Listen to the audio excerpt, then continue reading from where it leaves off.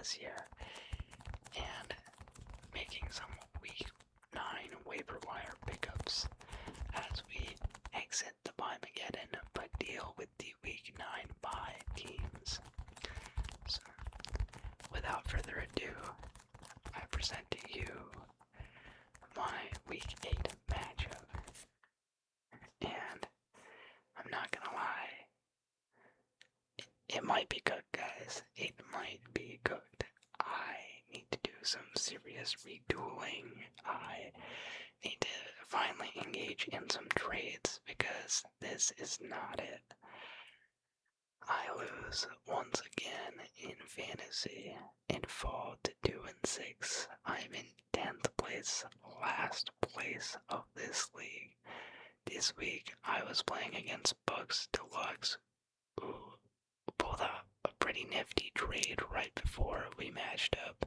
Now, it didn't quite work out in their favor in terms of the matchup, but they landed Christian McCaffrey in this week leading up to our game, and last week, I feel like the person I was playing also landed a huge trade this week, a huge trade. I need to get my team on the trading block, get rid of some of these bombs, convert them into less bombs, I don't know. But in this week, I was projected 131 points and 7/10 of a point. I actually ended up scoring 128.78, so it was pretty close. My opponent, on the other hand, has a very nice team, was projected 147.4, and only ended up scoring 143.98. So I was projected in itself to lose by 16 points. I end up losing by 15 points, so about accurate and pretty close to what was supposed to happen. This week, in my starting lineup, I had Bo Nix, who scored 23.78 points on a 21.2 point projection. Devon Achane at my RB1, 20.1 points, who's on a 19.6 projection. Jacory Krosky-Merritt. Now, Bill, JCM, he was my last hope. Heading into Monday Night Football, I was down 17 points, and just a couple weeks ago, he managed to pull out a 27-point game. So I thought, if he can just emulate that once again, maybe, just maybe, I'd be able to pull out a victory here. Nope. 2.5 points for Bill. I'm looking to trade Bill. If you're a Jacory Krosky-Merritt believer, I was as well. I don't know if I believe anymore. Like, the touches are there. In the last 3 weeks before this, he had 14 touches, 17 touches, and 13 touches. And then this week he had 9. Obviously, he is playing with Marcus Mariota at quarterback this past week, but even the 2 weeks before, I think he is losing me this league in part. So I'm looking to part with Bill. He's just not doing what he's supposed to do. He's not living up to the hype. After that, Emeka Egbuka with a rough week back from injury, 6.5 points on a 16.9 point projection. Just not a great day for the offensive weapons of the Buccaneers, but I think he'll bounce back. Wan'Dale Robinson, 7.8 points on a 13.2 projection. And now Tucker Kraft blew up. Tucker Kraft did his end of the bargain. He had 33.3 points on a 10.4 projection. DeAndre Swift also held up his end of the deal, 15.1 points on a 15-point projection. I was a little bit worried that Monongai might cut into his workload, but Monongai was a complete non-factor this week. Hunter Henry did catch a touchdown for National Tight Ends Day, 7.7 points on a 9.4 projection. And then Falcons defense. Now, when I picked up Falcons defense, I was feeling all high and mighty about it because that was before Michael Penix Jr. and Drake London had dropped out of the race. So maybe I could have tried to find a better defense, but I do think defense is like the hardest thing to find in this league, week in and week out. So I get 0 points on a 6.7 projection. And finally, I had Nick Folk, who scored 12 points on an 8-point projection. Looking to my bench for more points, we see that, like, in theory, I could have won this week. I lost by, 15.2 points. Are there 15.2 more points on my bench? Yes, there are. When it comes to quarterback, I thought that Bo Nix against the Cowboys might present a good time for me to play him, especially because last week he went off for 39. So I thought, he might get some running action. He might throw for a bunch. And that he did do. He did throw for 4 touchdowns and 247 yards, but he also threw a pick. Drake May, on the other hand, slightly better game. He had 282 yards, 3 touchdowns, and 1 interception, but he also had 50 rushing yards, so that was the difference. So I could have gotten 2.5 more points had I played the right quarterback. I'm okay with that. I live with that decision. I think that was fine. Terry McLaurin, in his first week back from injury, he scored 14.4 points on an 11.8 projection. I mean, with Marcus Mariota in at quarterback, this being Terry's first game since like week 1, there's just no situation in which I would have played him. I tinkered with the idea of Deebo Samuel, but Deebo was pretty injured last time I played him and he let me down, so I opted out of it, and that ended up being a smart decision. Yes, I do have the points to have 7 more points out of my wide receiver. It's not realistic. Now this one I really could have done, and I thought about it briefly. I should have given it more of a thought. Starting Tyjae Spears over Ja'Cory Krosky-Merritt, because Ja'Cory Krosky-Merritt had been very lackluster the last 2 weeks, whereas Tyjae Spears' involvement had been rising. Tyjae Spears got 17 points. That would have given me 15 points. It would have been enough for the win. Well, let's see. 2.5, 17.2. I would have had to make that and either had a different defense or a different quarterback position. It was doable. It was there. I could have done it. I didn't do it. It is what it is. I don't know. This is honestly, one of my worst years of fantasy as a whole. I'm not doing too hot. I think I just have too much faith in the guys that I drafted, so I need to retool. I'm also dealing with quite the injury bug. Calvin Ridley just sucks. Terry McLaurin hurt. Puka Nacua hurt. Amika Puka got hurt at one point. I'm hearing Hampton on IR. But yeah, I need to make some trades. Anywho, my opponent, Bucs Deluxe, Justin Herbert at quarterback, 25.28 points on a 20.1 projection.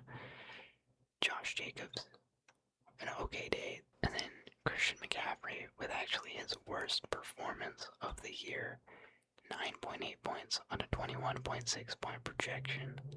Jamar Chase, 21.1 points on a 19.7 projection. Troy Franklin, this was really the killer, 26.9 points on a 10.9 projection. Had he just gotten 1 touchdown, maybe I could have survived, but the second touchdown, oh man, he was unbelievable. TJ Hawkinson, 4.6 on a 10.2 projection. Kamara, only 6.5 on a 14.3. Warren, 9.3 on a 16.3. Chris Boswell, actually, I am pretty upset about it because when I checked, it was head-to-head. I had Tucker Kraft, he had Chris Boswell, and even though Tucker Kraft was demolishing 33 points, it was barely significant because Chris Boswell was just going ham. So yeah, if he just sticks to his original projection, it's so much closer to within reach. And yeah, on his bench, Jerry Jeudy, very wisely benched him. He scored 0 points. Dalton Kincaid, also a bust. Chris Godwin is out. Cooper Kupp on a bye. Jared Goff on a bye. Josh Downs, 12.9 on a 10.9 projection. Theo John, Watson slightly underperformed, and Jacoby Myers in the IR. It's not over, but what even is my playoff percentage at this point? It's pretty rough. I'm not gonna lie. It's not looking good.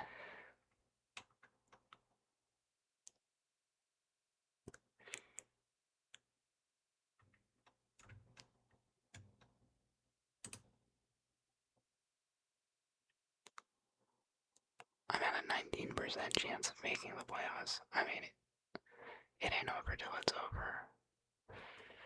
I just need to get hot for a couple weeks in a row, but this is my third straight loss.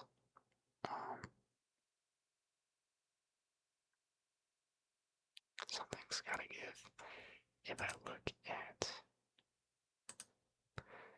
I think I've just gotten a little bit unlucky, to be honest. Points for, I'm third of 10th.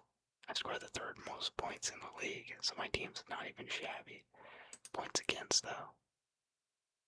Yeah, second. But I was on the other end of this last year, where I wasn't necessarily at the top of points for, but in points against I was getting really lucky, so it is what it is. At least the guys are doing their jobs. We'll see. I'm gonna have to win 3 straight weeks. I'm just the Ravens at this point. I'm the Ravens and the Texans. Man, what a world. But the Ravens, they look like they can crawl back into it. Why can't I? So, no need to fret. No need for me to mope. Let us move on to our waiver wires segment. Yeah.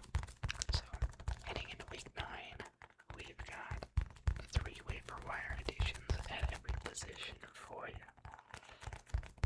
3 quarterbacks, 3 running backs, 3 wide receivers, 3 tight ends, and 2 defenses. So, starting off, we're going to take a look at the quarterback position. Our 3 quarterbacks for week 9 that have streaming value are Joe Flacco, Sam Darnold, and Aaron Rodgers. Joe Flacco, recommended him last week. I'm recommending him once again. I actually had him in another league and played him, and he was very good. 28 points as a streamer, and that was up against the Jets. So far, all of his games for the Bengals have been for 20 or more points, and he has been really a very good option.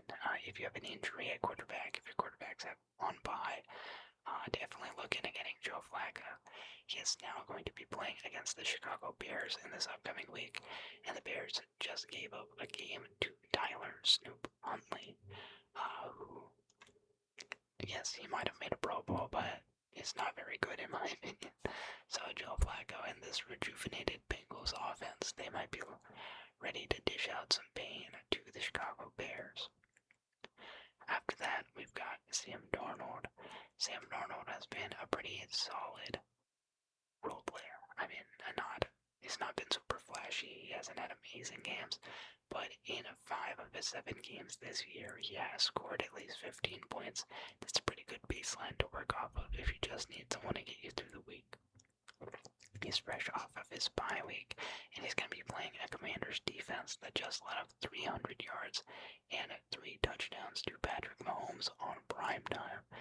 Commanders defense playing on a short week, playing in prime time once again, and I don't know, it depends on how good Jane Daniels is doing, but if Marcus Mariota is playing once again, I don't think their offense is going to be out there all that much, so that presents more opportunities, more drives for Sam Darnold and company to score points.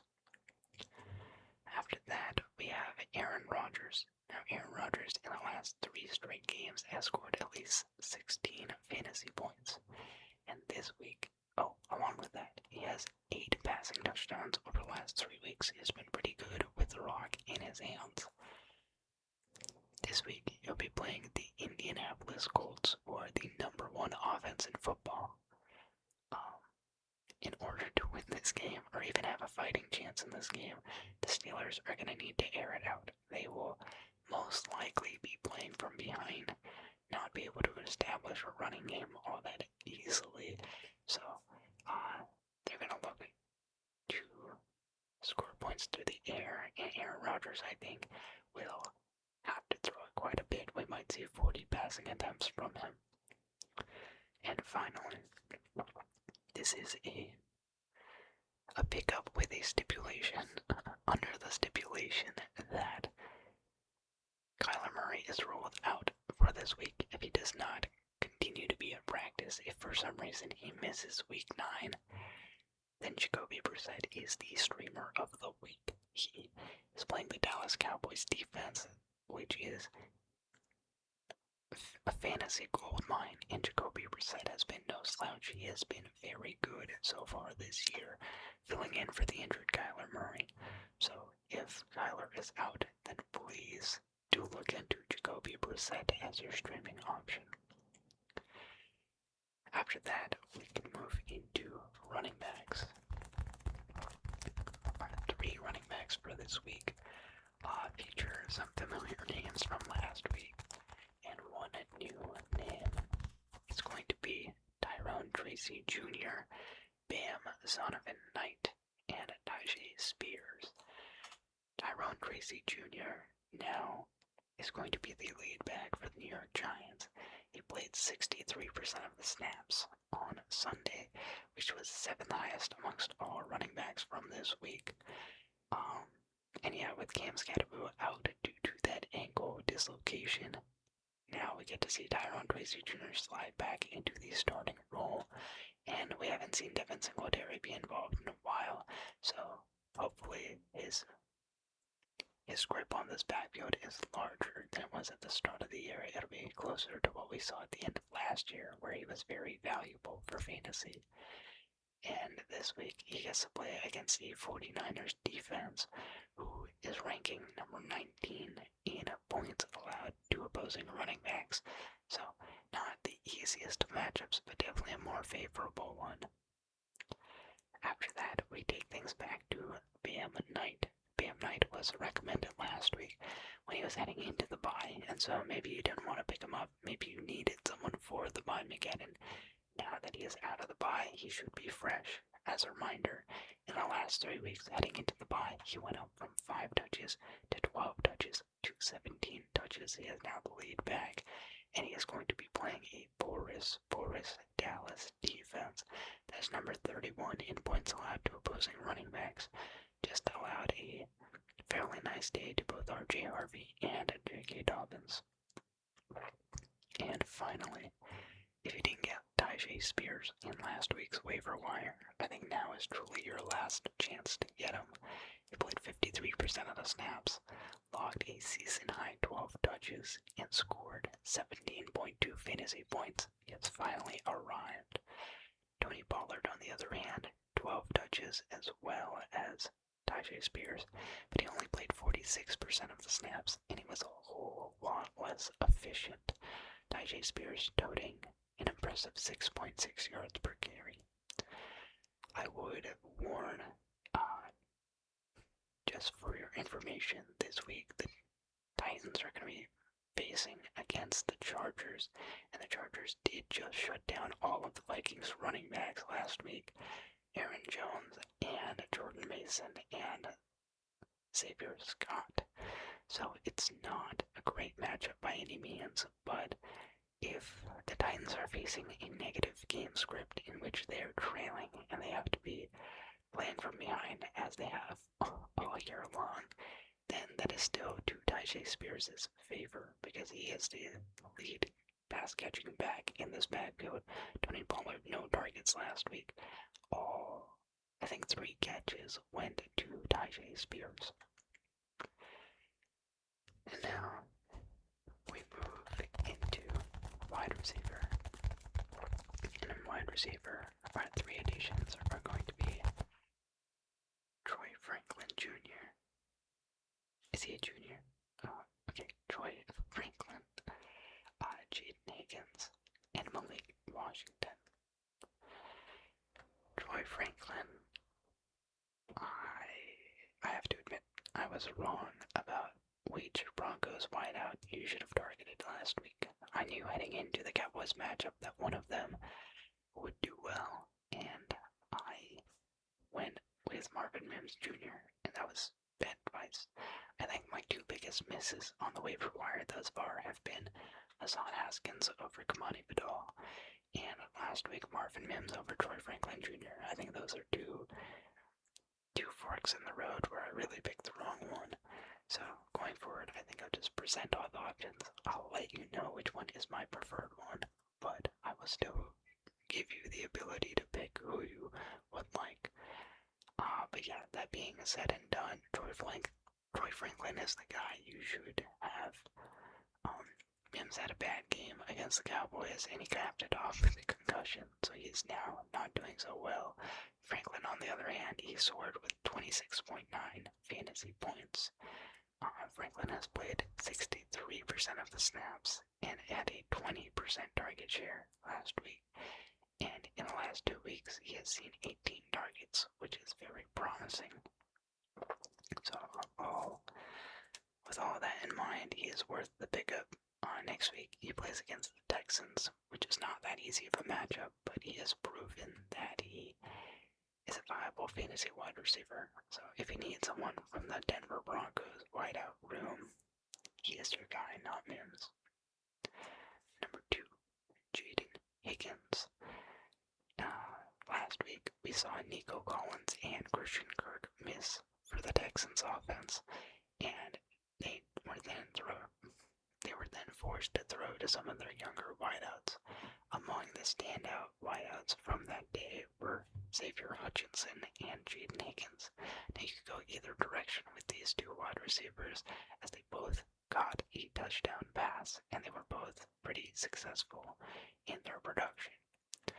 Now, the things leading me to favor Higgins rather than Hutchinson would be the 83% of the snaps played and the 70 to the 71 of Hutchinson, and also the 8 targets going Higgins' way to the 6 targets to Hutchinson. If we're talking pure eye test, though, I would say Xavier Hutchinson had the better catches. They were deeper down the field, they were more impressive. But all of this is really just dependent on Nico Collins and Christian Kirk coming back. Jaden Higgins, he can't play out, he can't play in the slot, so if Nico Collins is back, there's a little bit room for Higgins to still exist within this offense. I would say with Hutchinson, once Collins is back, his workload really gets cut into, so you're going to want to keep track of how Kirk and Collins are doing through their injury progression. If both of them are scheduled to come back, then maybe fade the Texans wide receivers, but it's looking like they're going to miss again, then I would go with Jaden Higgins. Another notable fact, the Broncos defense is going to be down their best player, as Pat Surtain is now out for the next upcoming weeks with a pectoral injury, so that makes this matchup slightly easier. And finally, we have Dolphins wide receiver Malik Washington. Now, Malik Washington has been at the top of the waiver wire-ish ever since Tyreek Hill went out, and I've been reluctant to recommend him. But I think it's finally, the day has finally come.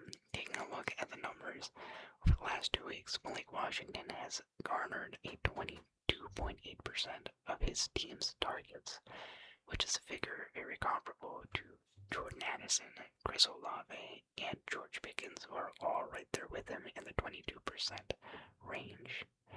In addition to that, he has also seen 10 catchable targets over the last 2 weeks, which is a high number, more so than Rome Odunze, Wandale Robinson, and DK Metcalf, who all have 9 in that same span. And this week, Malik Washington gets to play against a Baltimore Ravens defense that is ranking number 31 on the year against opposing wide receivers, and Washington should see a slightly increased workload, with the Dolphins placing Darren Waller on injured reserve. So, if you're in dire need of a wide receiver, Washington could be your guy this week. Now, we get to move into tight end. Now, I'm going to be honest, clear and transparent with you guys. The tight end market is not looking good. A lot of the guys that I actually believe are worth the pickup are either going on by or they're owned in over 50% of leagues. So, it's slim pickings out there. The number one guy who I actually think is fine is going to be Juwan Johnson. Juwan Johnson started off the year hot. He then cooled down a bit, but over the last 2 weeks he has turned up the ante once again. He has 12 catchable targets, and that is the 4th most by any tight end over the last 2 weeks. He has also scored over 10 fantasy points in 5 out of his 8 outings this week, and over the last 2 weeks straight. So I know there was a little bit of time where it was harder to trust him. And yes, his quarterback room still hasn't gotten any improvement, but the volume is there, and the tight ends, the market is dry. So if he is available, I think he's available in 33% or 66% of leagues. It might be worth grabbing him. After that, we have more of our boom bust guys. Like, they have an okay baseline. It's rough. Really, at this point, you're just trying not to score 0 points from the tight end position. A lot of the people that are good on the board are gone. The other ones are on bye. If you're in a really dire situation, there's 2 more guys I have for you, and I feel like they should at the very least get you 5 points this week. Number 1, Pat Freiermuth. Pat Freiermuth has had 8 catches in the last 2 weeks, and he's had 2 red zone targets. So, not production that you're going to drool over, but he is getting involvement in the Steelers' offense. Is 1 week removed from a 28-point performance against the Bengals on Thursday Night Football, and this week he is going to be playing the Colts defense. The Colts, who I already mentioned are the number 1 offense in football, will be scoring a lot of points, so we can expect that the Steelers will have to throw a lot as well. The last time that the Steelers had to throw a lot was in that game against the Bengals, where they were playing from behind by quite a bit, and we saw some giant chunk play touchdowns from Pat Freiermuth. And on top of that, the Colts defense is one of the worst in the league against opposing tight ends. You could elevate any of their other tight ends like Darnell Washington or Jonnu Smith, but Jonnu Smith is yet to crack 30 yards in a game this year. He just had that horrible drop in the red zone on the 2-point conversion. And Darnell Washington, while he does get the most red zone targets, he's really just a big-bodied guy. He's 6'6", 6'8". I missed a number in the middle there. Anywho, he is not like a real pass-catching threat. He's really just a red zone guy. I think Pat Freiermuth is your best bet from the Steelers' tight end room if you're really desperate. And finally, we have Noah Fant. Noah Fant has had at least 3 catches in all but 1 game this year. He has back-to-back games with at least 40 yards receiving, and with Flacco at quarterback, he has been producing. Not producing a ton, but he's at least been producing. And this week, Noah Fant gets to play against a Chicago Bears defense that's ranked number 23 against opposing tight ends. So they are on the bad side when it comes to covering the tight end position. They allow for a lot of fantasy points. And finally, that brings us to our 2 defenses on the week. And these are going to be very simple selections. Both LA defenses this week. We've got the Los Angeles Chargers facing off against the Tennessee Titans. And then we have the Los Angeles Rams facing off against the New Orleans Saints. I don't know what is working out to be the quarterback decision for New Orleans. Are they going to continue seeing what they have in Tyler Shough? Are they going to keep going was Spencer Rattler despite benching him mid-game last week? I don't know. All I know is Rams defense should be eating well. And as for the Titans, the offense really has not hit its stride by any means yet. Even last week, Calvin Ridley was out, though Tajay Spears continues to get better and look better. The offense is still in shambles. Like, they're not doing well by any means. Chargers coming off a big win at home where they limited the Vikings offense completely. They get another easy matchup. They should look to capitalize. And that about does it for our Week 9 waiver wire pickups. Thank you for watching.